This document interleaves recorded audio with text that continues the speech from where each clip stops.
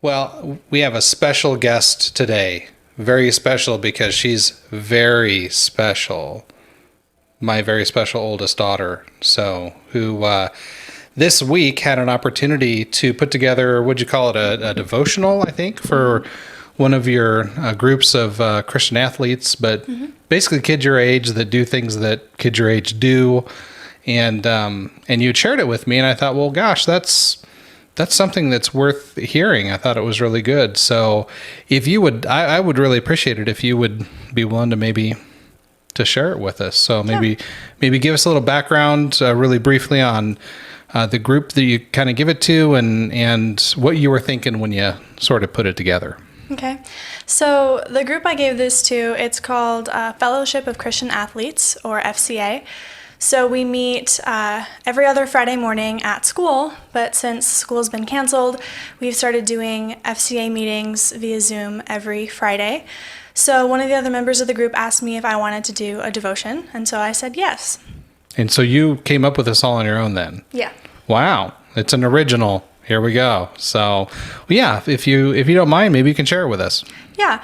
So I was thinking about how these past couple of weeks have been pretty difficult, especially for people my age and just people around our community. And so I was just thinking about how rough everything had been. Learning last week that all of my events had been canceled officially for sports and that school had officially been canceled. And then within the past 2 weeks, I personally have known 3 people who have passed away. And that's been kind of a heavy weight to carry through.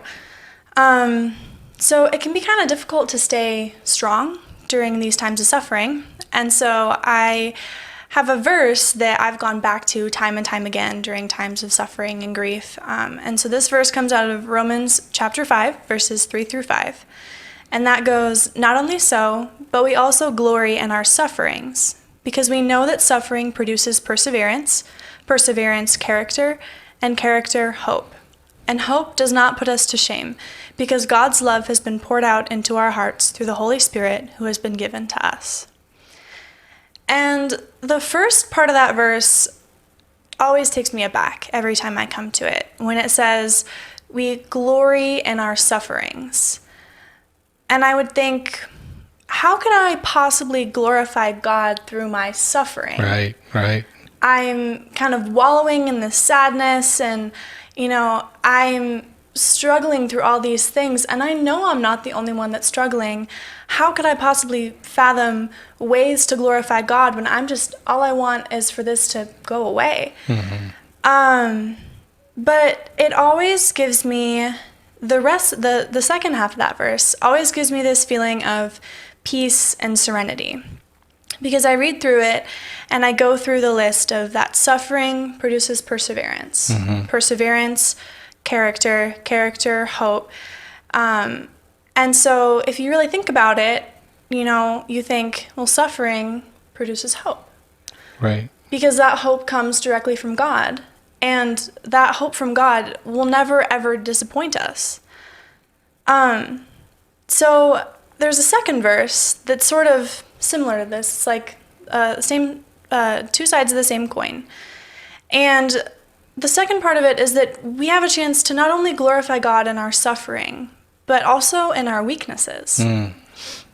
So back at Camp Perkins, where I worked last summer, the summer before, I was up there training to become a volunteer. And we did this group activity where we take this small rock or a pebble and we'd put it in our sandal or our shoe. Right. And there's a lot of gravel, they put the gravel down on the path. So normally on a day-to-day basis, when you're walking around, you're going to get rocks in your shoe anyways. But this was an intentional, I'm going to find a spot in my shoe, I'm going to put the rock in my shoe, and I'm going to leave it there and you're going to walk on it. And I'm going to walk on this rock, and we're all going to do this together. And that was our equivalent of a thorn in the flesh. And that's something that Paul mentions in verse 7 of chapter 12 of 2 Corinthians. And all of us wanted nothing more than to just take that rock out of our shoe and chuck it across the lake. Get the hitchhiker out. Yeah, because it was painful. But what it was teaching us was to learn to be weak and to learn what it was like to have a literal thorn or a pain that we just wanted to take out and have taken away. So Paul pleads with God 3 times to take that thorn out of his side. And it was a thorn that God had put in his side. Specifically, Paul says that God put the thorn in his side. It was intentional. And it's likely that it wasn't a literal thorn in Paul's side. Right. But regardless, Paul asks God to take that thorn out of his side. So this is what God has to say about those thorns and those weaknesses. This is God's reply to Paul when he asks for him to take that thorn out. And that's out of 2 Corinthians chapter 12, verses 9 through 10. But he said to me, "My grace is sufficient for you, for my power is made perfect in weakness. Therefore I will boast all the more gladly about my weaknesses, so that Christ's power may reside on me. That is why, for Christ's sake, I delight in weaknesses, in insults, in hardships, in persecutions, and in difficulties. For when I am weak, I am strong."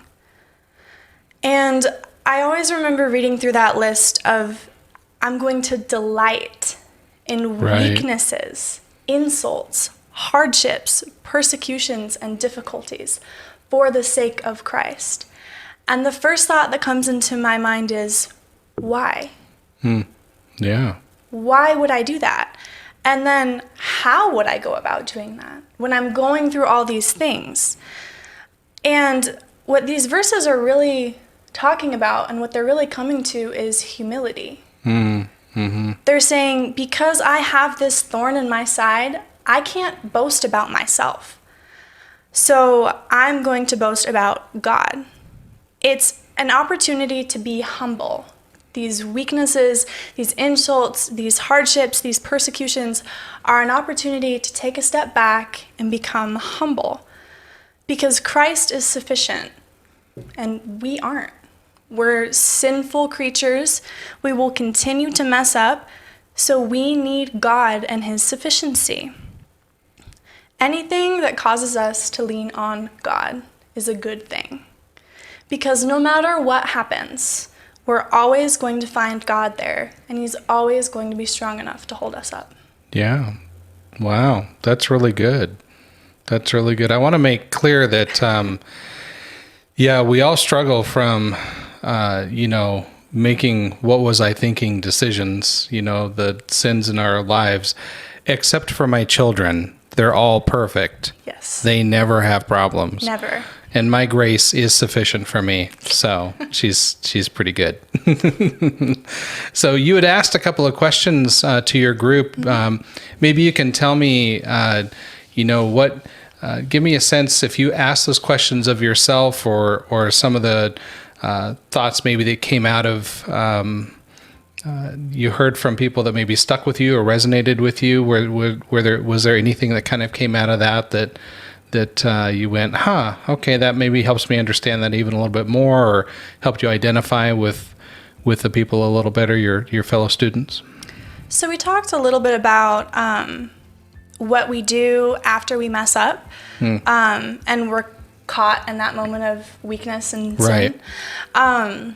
And we talked about, do we go to God or do we run from him? What do we typically tend to do? Yeah. And I realized I personally tend to run from him because I'm having a problem that's dealing with the world. I'm having a problem that's typically a result of, my insufficiency or the insufficiency of the people around me. My problems tend to result from living in a broken world. And so I'm already so, involved in the world, so I try and solve my problems through other things in the world, like taking a nap or reading a book or watching a movie, doing all these other things to sort of distance myself from the way that I'm feeling and distract myself from it. When in reality, the only thing that's actually going to help me in my weakness is God and my relationship with God. So why wouldn't I go to him in those times of hardship and suffering when he's the only one who can actually help me? And I found that almost every single one of my peers felt the exact same way and did the Really? exact same thing. Wow. They're all kind of like a Jonah. The minute that, they're asked to do something, they flee. And then when they're caught, they still want to flee. And then when they're forced to go in, they do the bare minimum necessary. And after they've done their job, they go up and sit on a hill and just watch it unfold and want to get away.